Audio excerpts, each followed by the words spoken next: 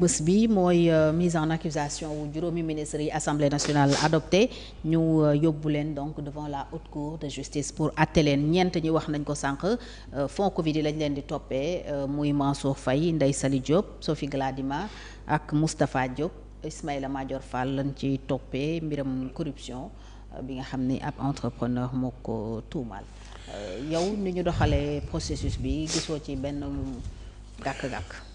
Bon su ma ko mënoon tuddaat di dama naan c'est la haute cour de la honte. Ah oui. Absolument. ndax la. parce que dañoo wax ne à part Ismaïla que liñ leen di toppee cour des comptes moo ko wax. waaw ñeenti ministres yi. dara du ci dëgg waxuñu dëgg maintenant nag ginnaaw dañuy def science plus mooy pédagogique xëy na moi je suis un homme politique am naa ay position waaye ginnaaw dañu bëgg nga may ma tuuti rek Fatou mu dellu si ci haute cour de justice. ayca. 1961 ba léegi am na. contrairement li waa Pastef doon gëmloo nit ñi ne ñoom bu ñu amee majorité dañ ko taxawal je crois que c'est décembre 1961 lañ ko wala tout au moins bon c'est un héritage de la 4e République en France. Haute cour de justice. Évidemment danaa expliquer lu mu doon su ma ci paree nag joxe ci samay position parce que moi j'ai des positions sur la haute cour de justice. ok moo tax ma tuddee ko la haute cour cour de la honte. de la haute honte parce que xam nga démocratie état de droit dafa am ay mandarga yoo xam ne bu ko amut daf koy xajamal Fatou haute cour bi. ñi ngi ko créé donc bi Sénégal amee indépendance c'était une proposition de loi maanaam du projet de loi. ci député la jóge. ci député yi la jóge parce que de 1959 tout au moins ba 1962 Sénégal était un régime parlementaire. ak Mamadou Dia. loolu bokk na ci li nga xam ne moo indi haute cour bi proposition de loi boobu ki ko def. dafa am lu mu wax li tax ñu taxawal ko mu koy lire français traduire daf ne dans tous les régimes on trouve un organe chargé de juger les hauts personnages de l'État, président de la République et membres du gouvernement pour crimes commis dans l'exercice de leurs fonctions. Crimes commis fii óolewu ci délit bi am na ci mu ne kon dañoo ci mu ne dans tous les régimes. D'abord du dëgg parce que c'est pas dans tous les régimes quand même dañuy wut ko kuréel goo xam ne mooy àtte président de la république ak député ak ministre yi pardon loolu haute cour loolu foofu mooy lay wi ko tax ñu bëgg ko créer mu ne à la différence des autres institutions de l'État la haute cour est un organe exceptionnel. Elle ne se réunit que si une affaire est portée devant elle. Et cela ne se produit que dans de rares cas. xam nga tribunal de grande instance de Dakar mi ngi am cour suprême mi ngi am cour d'appel mi ngi am. conseil constitutionnel mi ngi am. la haute cour moom du liggéey lu dul boo kaa amee.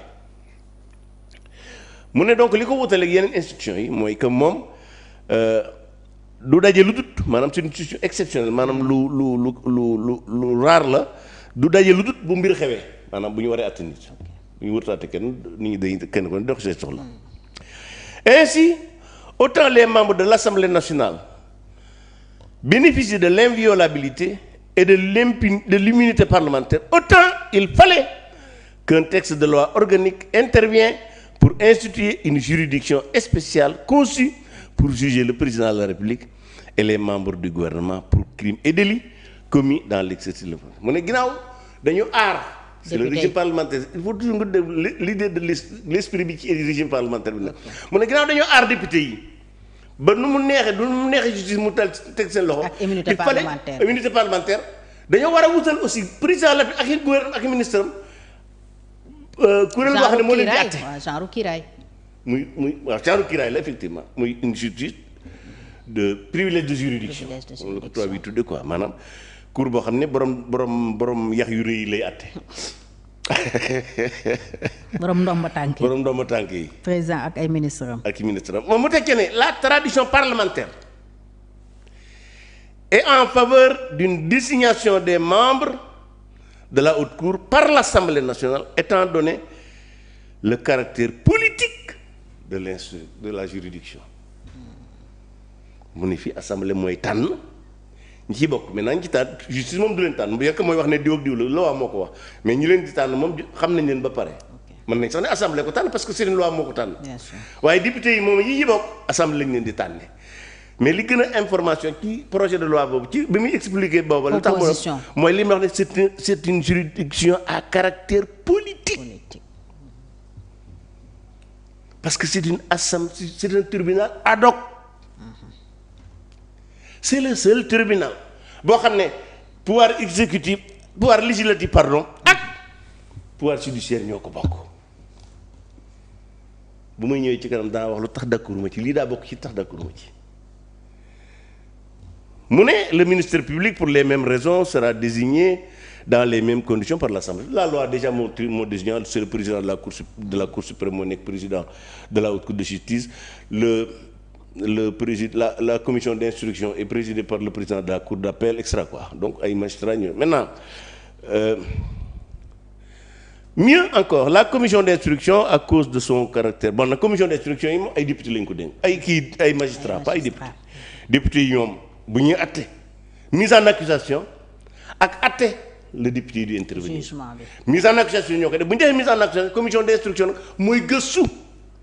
parce que ñoo xarañ ci wàllu ñoo xarañ parce que boo xoolee muy adopté bi am na ci député xam ne xam ba dee sax mënuñoo lire donc mbirum instruction moom maanaam mise en accusation député yi ñoo koy def instruction magistrat yi ñoo koy def.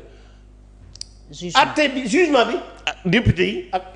magistrat ak magistrat yi bon nee na les droits de la défense sont garantis bon. c'est-à-dire que bu ñu lay àtte da ngay wut tey avocat ñu ñëw di layal la extra wax nañu dëgg loolu am na ci.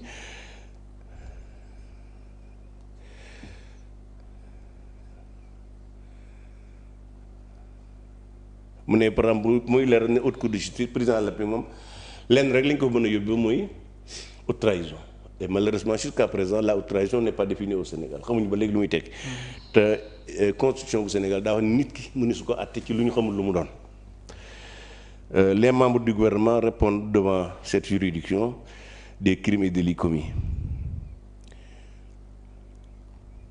Donc, c'est-à-dire la haute cour pour les membres du gouvernement moo gën a yaatu le président de la République parce que président de la République haute cour rek lañ ko mën a haute trahison rek lañ ko mën a toppee te waxuñu lu mu doon. Par contre pour les ministres les délits et commis les délits et crimes yu ñu def mën lañ ko boole. Donc pour leeral foofu ne haute cour de justice comme tribunal la boo xam ne ñaara ko seq muy député ak le pouvoir judiciaire. Député c'est l'Assemblée nationale, le pouvoir législatif et le pouvoir judiciaire.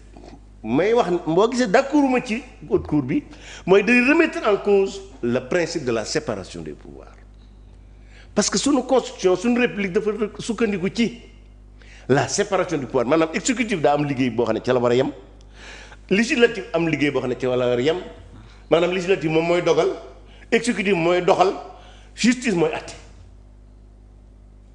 ci république bu Sénégal assemblée mooy digle mooy ordonné mooy dogal exécutif mooy doxal justice mooy àtte or la haute cour dafa boole kii dogal ak kii àtte benn pénc député poluñu ko pour muy àtte moo tax warut nekk ci pénc mu ñuy àtte faluñu ko pour muy dogal moo tax warut a bokk ci gouvernement noonu mu ñàkk mën a bokk ci gouvernement noonu la war a mën a ba ñàkkee bokk ci tribunal moo tax man la c'est pas une haute cour de justice c'est une haute cour de honte de la République parce que lii dafa correspond bi ñu def mooy cour de justice bu la attee doo def appel c'est-à-dire instruction bu defee instruction ba pare amul appel bu ñu la attee amul appel maanaam double degré de juridiction amul double degré de juridiction sànni tàccu la loolu lañ doon bañ ci CREI yi ba tax ñu dindi ko kon la dindi CREI yi waru fi mën a bàyyi juriste yu bari d'ailleurs ñu ngi joxoñ loolu oui bu ñu la attee doo dem bi des mooy li ma jàppit na mooy en l'état 1961 bi ñu taxawal cour bi la cour n'était pas anticonstitutionnelle parce que diggante 61 ak léegi lu bari dafay xew Sénégal signé fi ay traité yu bari yu taxoon ñu war a su jubbanti cour bi comme niñ jubbantee CREI yi autrement dit la cour en l'état est anticonstitutionnelle dëppwul ak constitution bu Sénégal parce que le double degré de jurisprudence dafa bokk ci les standards démocratiques yi àdduna bi maanaam àdduna bi yëpp dañu d'accord ci ne nit ki bu ñu ko attee war na mën a def appel cour de justice bu ñu la appel daanee mënatoo def appel CREI yi amul woon appel nit ñi bañ ko ba dindi ko la dindi CREI yi moo waroon dindi haute cour de justice waaye nag ginnaaw suñ gars yi dañoo yàkkamtee ren di seen adversaire xam naa moo tax duñ ci jublu mais je crois que bu lii weesoo dinañ modifier haute cour yi ante kon man li ma gëm mooy haute cour moo wër ta am